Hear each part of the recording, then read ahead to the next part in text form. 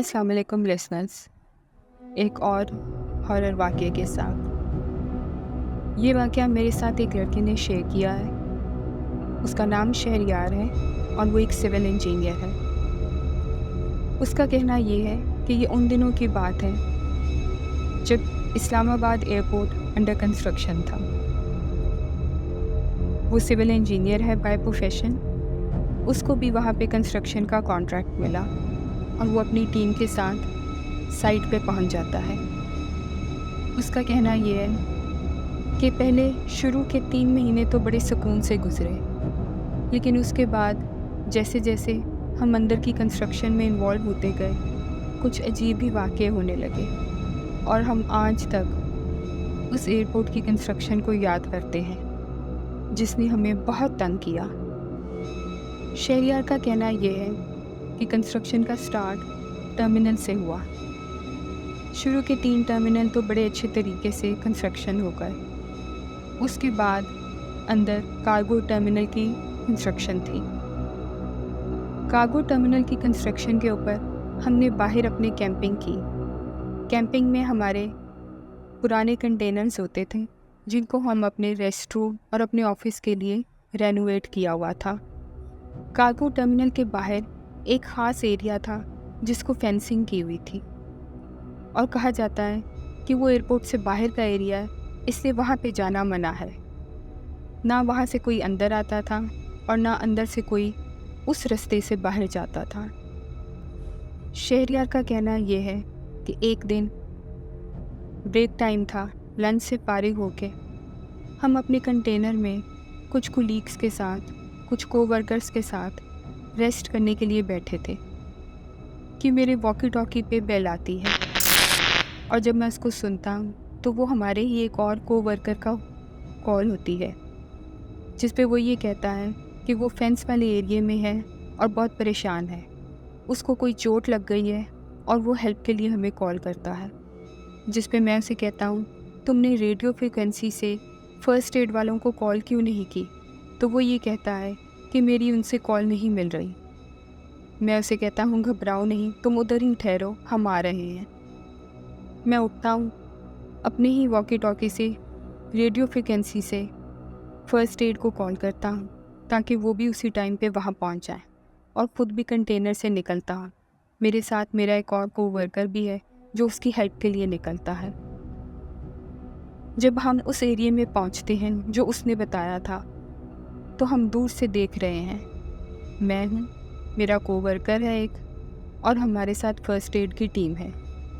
हमारे जिस वर्कर ने फ़ोन किया था वो हमें दूर खड़ा नज़र आ रहा है, लेकिन अजीब सी बात है, वो कुछ भी हरकत किए बगैर बिल्कुल सीधा खड़ा है और दूर से ऐसे मालूम हो रहा है कि जैसे कोई कार्डबोर्ड रखा गया है। हम आहिस्ता आहिस्ता उसके पास जा रहे हैं और समझ नहीं आ रही कि वो हरकत क्यों नहीं कर रहा। उसका नाम लेते हैं। उसका नाम असलम था। असलम, असलम, क्या हुआ है? लेकिन वो सीधा खड़ा हमें देख रहा है। उसके पास पहुंचते हैं। उसका रंग बिल्कुल जर्द हुआ हुआ है। मैं उसको हाथ लगाता हूँ और उसको हिलाता हूँ, लेकिन मुझे बहुत अजीब महसूस होता है। उसका पूरा जिस्म ऐसे जैसे पत्थर का हो गया है। हम उसको हिलाते हैं, असलम क्या हुआ है? क्योंकि ज़ाहिरी तौर पे उसे कोई चोट नहीं लगी होती। उसको हिलाते हैं तो वो अपने हाथ से एक तरफ इशारा करता है। वो इशारा फेंसिंग की दूसरी साइड का था। हम उस साइड पे देखते हैं, सिवाय झाड़ियों के कुछ नज़र नहीं आता। जिस पे मैं दोबारा उससे पूछता हूँ, असलम क्या हुआ है? तो वो कहता है, वहाँ एक बहुत अजीब सा जानवर था, उसने मुझ पर हमला किया। असलम का मुंह उसी झाड़ियों की तरफ है और उसने अपने हाथ से उसी तरफ इशारा किया हुआ है। मैं, मेरा कोवर्कर और फ़र्स्ट एड की टीम, हम सब उन झाड़ियों की तरफ देख रहे हैं, लेकिन हमें कुछ नज़र नहीं आता। हम दोबारा असलम की तरफ देखते हैं। असलम, वहाँ तो कुछ नहीं है। वो कुछ कहे बगैर, कुछ बोले बगैर उन्हीं झाड़ियों की तरफ बढ़ना शुरू कर देता है।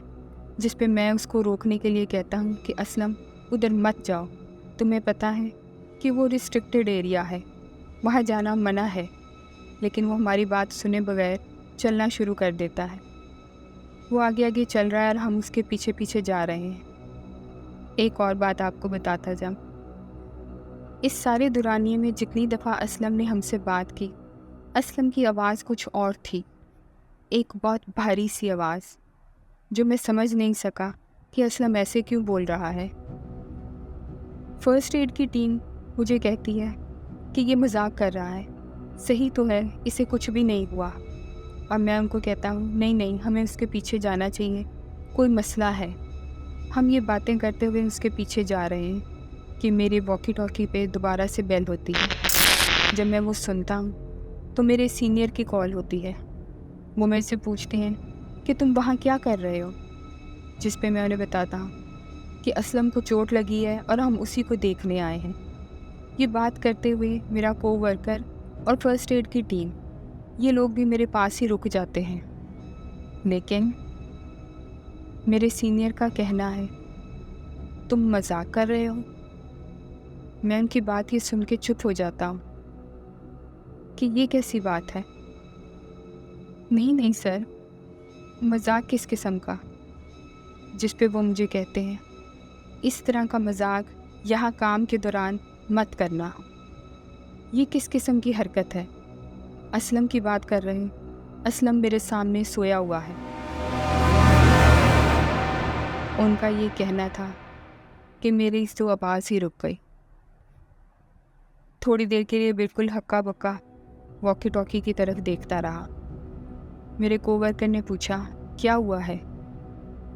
میں نے اس کی بات کا جواب دیے بغیر مڑ کر اسلم کی طرف دیکھا، لیکن وہاں پہ اسلم نہیں تھا۔ میرے کو ورکر نے اور فرسٹ ایڈ کی ٹیم نے بھی اسلم کی طرف جب دیکھا تو وہ بھی حیران رہ گئے کہ وہ کہاں چلا گیا۔ انہوں نے جب میری طرف دیکھا تو میں نے انہیں بتایا کہ سر کا فون تھا اور وہ یہ کہہ رہے تھے کہ اسلم تو یہاں کیمپ میں سو رہا ہے، تم لوگ کس کو ڈھونڈنے گئے ہو؟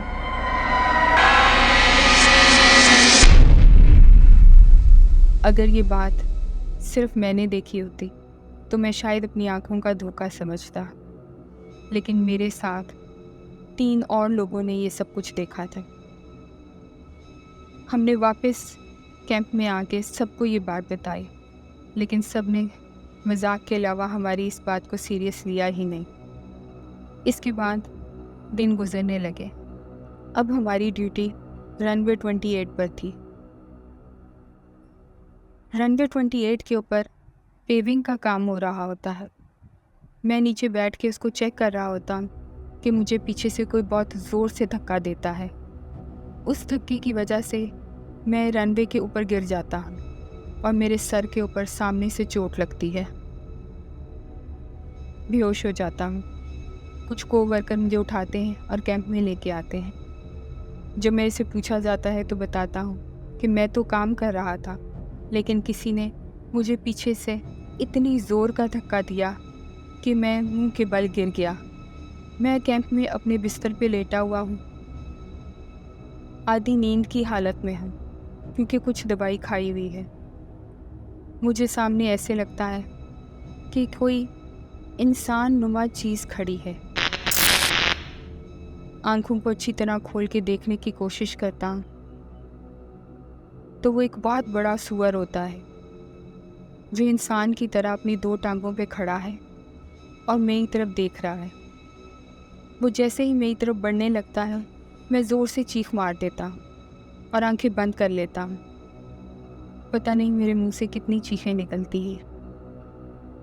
اس کے بعد مجھے محسوس ہوتا ہے کوئی مجھے کندھوں سے ہلا رہا ہے۔ آنکھیں کھولتا ہوں تو کچھ میرے کو ورکر ہیں جو پریشان ہیں اور مجھ سے پوچھ رہے ہیں کہ کیا ہوا ہے، کیوں چیخیں مار رہے ہیں، جس پہ میں انہیں بتاتا ہوں کہ میں نے یہاں پہ ایک ایسے بہت بڑے جانور کو دیکھا جو انسان کی طرح اپنی 2 ٹانگوں پہ کھڑا تھا۔ سب میری باتیں سن کر چپ ہو جاتے ہیں۔ کچھ دن گزرتے ہیں۔ یہی حادثہ ایک اور سول انجینئر کے ساتھ آتا ہے۔ वो भी रनवे 28 के ऊपर काम कर रहा होता है कि कोई उसको पीछे ज़ोर से धक्का देता है, जिसकी वजह से वो मुंह के बल गिर जाता है। जब उसको कैंप में शिफ्ट करते हैं तो एक दिन नींद बेहोशी की हालत में वो भी एक सुअरनुमा जानवर को देखता है जो इंसान की तरह अपनी 2 टांगों पे खड़ा होकर इसकी तरफ बढ़ रहा होता है, और इसके साथ भी वही सब कुछ होता है। जब ये चीखें मारता है तो उसके बाद वो चीज़ कहीं गायब हो जाती है। इन 2-3 वाक़यों के बाद अब ये रूटीन होने लगी। कभी किसी मज़दूर के साथ, कभी किसी सुपरवाइज़र के साथ, कभी किसी इंजीनियर के साथ रोज़ ही कोई ना कोई वाक़या पेश आता। उस कार्गो टर्मिनल की और रनवे की कंस्ट्रक्शन हमने कैसे पूरी की ये हम ही जानते हैं। कंस्ट्रक्शन पूरी कर चुके हैं और आज हमारा उस एयरपोर्ट के ऊपर, उस साइट के ऊपर लास्ट डे है। हमारे एक कंटेनर के अंदर आग लग जाती है। कोई इस बात को नहीं समझ पाता कि वो आग कैसे लगी। बड़ी मुश्किलों से उस आग को बुझाते हैं। कोई जानी नुकसान तो नहीं होता, लेकिन ये एक बहुत बड़ी तशवीश थी कि कंटेनर के अंदर आग कैसे लग गई। जितना अरसा भी हम उस कंस्ट्रक्शन में रहे, हमारे लिए रोज़ एक नया अज़ाब होता था। मालूम नहीं अब तो वो एयरपोर्ट वर्किंग में है, क्या अब भी वहाँ पे किसी ने किसी ऐसी चीज़ को देखा है या नहीं।